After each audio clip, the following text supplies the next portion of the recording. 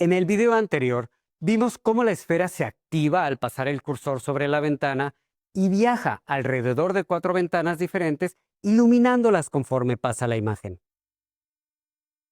Para terminar las animaciones de esta diapositiva, vamos a hacer que la pelota ruede dirigiéndose hacia la puerta y salga recorriendo las escaleras y desaparezca hacia abajo. Para iniciar, vamos a duplicar la última capa y le cambiamos de nombre. Será Layer 3 Ball 4.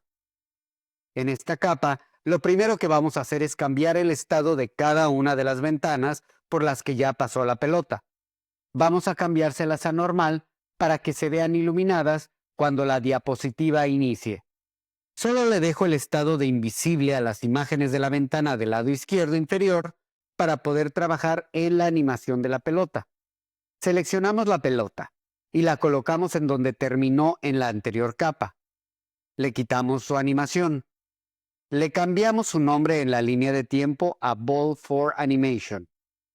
Pero antes de incluir aquí los triggers e imágenes que necesitamos para lograr nuestro objetivo, que es que la pelota ruede con un trayecto hacia afuera de la casa, es necesario que entendamos qué puede hacer y qué no puede hacer Storyline para ayudarle a que haga lo que queremos.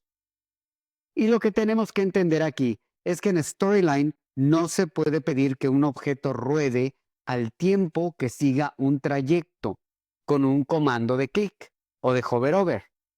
Hay que hacer un truco para lograrlo. Para ello, me voy a salir de mi proyecto y les mostraré estos ejemplos.